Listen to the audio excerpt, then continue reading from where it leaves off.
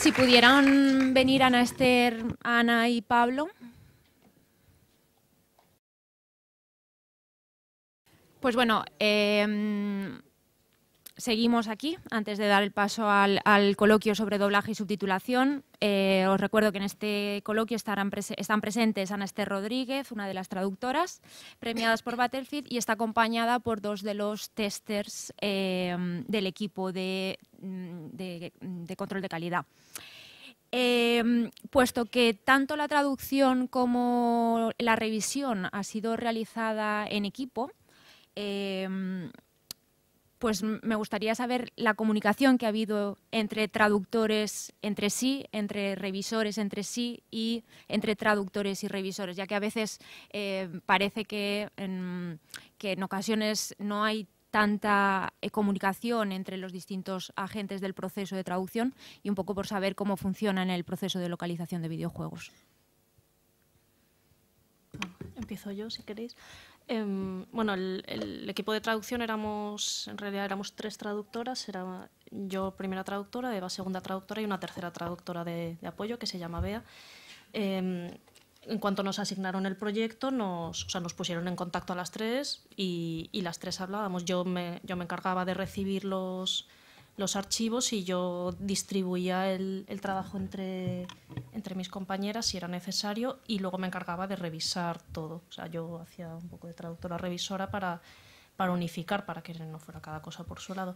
Luego, en cuanto a la comunicación con el equipo interno de EA, yo en ningún momento, o sea, por políticas internas, por procesos internos de empresa, yo no tengo comunicación directa con ellos. Yo tengo un interlocutor y es a través de ese interlocutor a través del que se habla todo.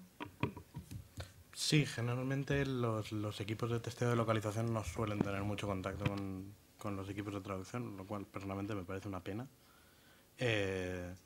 Pero bueno, son políticas internas de las empresas y no sé, ellos toman sus decisiones.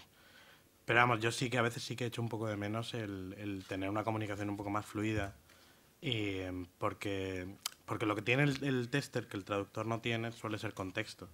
Entonces, si al final se trata de conseguir que el proyecto salga lo mejor posible, pues ese contexto ayudaría muchísimo, y poder hablar con el traductor y entender por qué el traductor ha tomado esta decisión con respecto a este texto, y poder, no sé, tener un poco de diálogo, que al final es la gracia del trabajo en equipo. Sí, también a la inversa. Poder nosotros justificar como testers por qué realizamos algunos cambios al texto del traductor. Sencillamente sería muchísimo más útil poder comunicarnos para explicar, no tenemos un problema con el estilo, no tenemos un problema con tal. En este caso en concreto puede ser un problema sencillamente de longitud, o en algunos casos también puede ser un problema de estilo que viene generalmente dado porque no tenéis tanto contexto como sería conveniente. ¿Existe la posibilidad de presionar a la empresa para que mejore? Al final lo que supondría sería una mejora del producto. Bueno, sí. No, iba a decir que bueno, ahí entra también el factor tiempo, que en este sector en concreto no es que sobre, y habitualmente a quien se le resta, por desgracia, es a nosotros como localización. La localización siempre es menos importante que el desarrollo del juego en sí, por ejemplo. Entonces, bueno, yo creo que el factor principal que impide que se trabaje más en ese diálogo es el tiempo. De todos modos, hombre, sí, algo sí que se intenta abrir un cierto canal de comunicación, pero va muy lento. Las grandes empresas se resisten a cambiar los sistemas. Habéis comentado el tema de los plazos de entrega.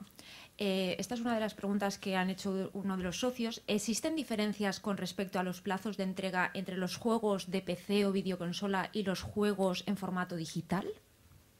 Como traductor, no. O sea, no vemos una diferencia. Todos van ajustadísimos y todos tienen la misma prisa. Para nosotros tampoco hay mucha diferencia. Los plazos son un poco diferentes, pero al final lo tratas como si fuera lo mismo. Sí, porque la fase de testeo se va a terminar más o menos al mismo tiempo. Da igual si la distribución va a ser digital o si va a ser física. El plazo para el periodo de testeo viene a ser lo mismo. ¿Alguna persona del público quisiera hacer alguna pregunta en concreto? Sí, yo. Pues espera un momento, Kiko, que por ahí al fondo han levantado la mano. Ah, ese, Elisa. A ver, ¿se me oye? Sí. Yo quería preguntar si el traductor está, o alguien del equipo de testeo, está presente en las sesiones de doblaje de un juego como Battlefield. No, yo, o sea, los traductores nunca, habitualmente, porque son traductores externos a... O sea, yo soy traductora autónoma y habitualmente los traductores son externos, entonces no están presentes. En pequeñas empresas de localización de videojuegos puede ocurrir que estés presente en el mismo edificio y en casos puntuales te llamen para una consulta, pero solo en casos como ese. Y, por ejemplo, cuando los testers veis algún fallo en el doblaje, ¿tenéis que comentarlo al traductor, al que se encarga del doblaje, para volver a hacer un retake? ¿O cómo lo hacéis vosotros en el No, eso caso? generalmente vuelve ya a los ingenieros de audio y ya al estudio de doblaje, suponiendo que se pueda volver a grabar, cosa que no suele ocurrir. Por ejemplo, en el caso de los talentos especiales o talentos VIP, como solemos llamar, como sería el caso en Battlefield de Imanol Arias, teníamos ese hándicap, sabíamos que si había problemas con las líneas de un talento VIP, en un 99,9% de los casos iba a ser imposible regrabar eso. Y el problema de las sesiones de grabación, o sea, no solo estamos nosotros, el juego se dobló al ruso, al alemán, al italiano, y todas esas sesiones de grabación se hacen en sus propios países, así que para nosotros podría ser posible, pero para los rusos, por ejemplo, es absolutamente imposible porque los testers están aquí en España, pero las sesiones se graban en Moscú. Yo antes de darme de alta como autónoma estuve trabajando como interna en EA y la última labor que hice allí fue precisamente, yo gestionaba grabaciones en varios idiomas y como él dice, pues lógicamente a los diferentes países, a Rusia, a Francia no vas, pero a España tampoco porque tus otras tareas no te lo permiten. Con todo, para Battlefield 4 lo que hicimos, como queríamos conseguir un nivel de diálogo que fuera un poco más natural y más fluido de lo que estábamos acostumbrados, empezamos a revisar todo el script un mes antes de empezar lo que era el testeo propiamente dicho. Y siempre que había material que podía inducir a confusión o que no tenían suficiente información en el estudio de doblaje, poníamos anotaciones. O sea, sí que empezamos a introducir un poco de información para los estudios de doblaje porque ellos tampoco ven nada. O sea, el mayor problema de todo este trabajo es que te falta contexto. Entonces, pues le estaba contando antes, si tienes una línea que debería decirse de manera irónica, si no lo marcas eso en el script, nadie lo va a saber. Y eso se pierde. ¿No tiene entonces el audio original para pillar los tonos? A veces sí, a veces no. No, ya, si se hace todo al mismo tiempo es normal que... Es que hay veces que vas con tanta prisa que hay estudios que se lo ocurran más, estudios que se lo ocurran menos. Vale. Y cuando hay un cambio eso de un take, que vamos, en plan, tenemos que hacer un retake porque es que dice dispara al que va de blanco y en pantalla se ve el que va de negro, por ejemplo. Ese subtítulo, el cambio en el texto, ¿también lo proponéis vosotros? ¿Se lo mandáis al traductor o cómo se hace eso? Generalmente si hay que hacer una retraducción, digamos, grande, eso vuelve a traducción. Si el cambio es muy pequeño o hace falta para mañana, lo hacemos nosotros. Ya, vale. Gracias, pues solo eso. Kiko, te paso el micrófono. No, es que, a ver, será porque yo soy de cine, pero yo alucino. O sea, para mí, no tener contexto es, por ejemplo, cuando yo empecé hace 30 años, no teníamos imagen, por ejemplo. Entonces, vale, tenías que ir al estudio, verte la película de golpe, te volvías a casa y te ponías a traducir, recordando más o menos lo que había, y cuando terminabas, antes de entregar la traducción, volvías al estudio, te la volvías a ver otra vez, corregías alguna cosita y ya está. Hoy en día, por ejemplo, pues nos dan la imagen en rotoscope, que es todo borrado y solamente se ven las bocas de los personajes, en algunos casos y tal. Cuando vosotros decís trabajar sin contexto... Cuando vosotros decís trabajar sin contexto, es mucho peor que lo que estoy contando yo, digo yo, ¿no? Yo al principio de un juego, al principio de Battlefield 4, ya que estamos hablando de este juego, yo recibí unas descripciones de personajes, descripciones de escenarios, una descripción muy genérica del juego. El videojuego estaba en desarrollo, entonces todavía no sabían exactamente los estudios de desarrollo, pues sacan cosas según va avanzando el desarrollo del juego. Entonces yo tenía unas descripciones muy genéricas y empecé a recibir texto, archivos de texto. por política de empresa, a mí, como soy externa a la empresa, no me van a mandar material audiovisual para que no haya pero filtraciones, puedes etcétera. desplazarte. Sí, bueno, yo es que ahora mismo no vivo en Madrid y tengo 2 niños muy pequeñitos y por razones personales ahora mismo no me resulta nada fácil desplazarme hasta Madrid y aparte, aún así, no siempre se permite.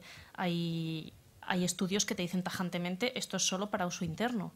Entonces, pues no te lo van a dar. Es que nosotros, por ejemplo, a ver, no quiero personalizar, por ejemplo, en la película que acabo de traducir, yo no podía tener la imagen en casa, estaba prohibido, y era para un estudio de Madrid, entonces lo que hicieron es, en su sucursal de Barcelona, montar un despachito para que yo pudiera ir, trabajar allí, pues que vosotros no tenéis ni esa posibilidad. Me cuesta mucho entenderlo simplemente porque mira, es un mundo que yo te puedo hablar mucho. desde los dos, porque yo he estado dentro y ahora estoy fuera, entonces yo conozco un poco las dos caras del mismo sector. Entonces, estando dentro, yo recibía material, yo recibía imágenes, yo recibía trailers con la instrucción específica de esto es para que tú lo veas, no se lo mandes a nadie externo a la empresa. Se pone tu nombre y ya está. Entonces, ahora mismo yo no sé, a mí, las personas que me mandan a mí los textos, yo no sé realmente el material que tienen, pero sé que a mí solo me mandan los textos. Y además en ningún orden específico. Yo no recibo el juego en orden para irlo traduciendo en orden. Recibo primero lo que lleva audio, que es lo que más urge porque requiere grabación y porque lleva más trabajo detrás, y ya luego todo el resto del juego, de todo el texto de pantalla. Lo malo es que supongo que esto no va a ir a mejor, sino que va a ir a peor. No, va a peor. Cada año es peor. Cada año los tiempos son más estrictos y cada año te presionan más. ¿Y de derechos de autor? Nada, tampoco. De momento no hemos hablado de eso.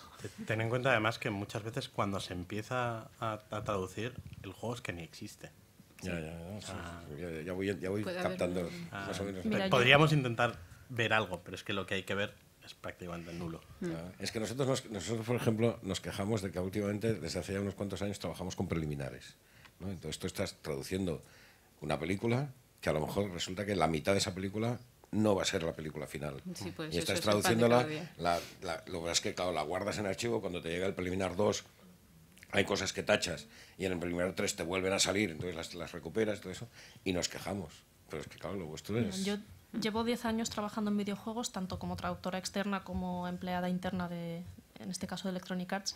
En 10 años he trabajado una vez con un videojuego que ya estaba terminado. Y aún así tuvimos cambios. Entonces... Bueno, pues vamos a dar paso al coloquio de doblaje y subtitulación. Os agradezco a los tres vuestras respuestas interesantes y, bueno, pues muchas gracias a los presentes y, por favor, doy el paso al siguiente.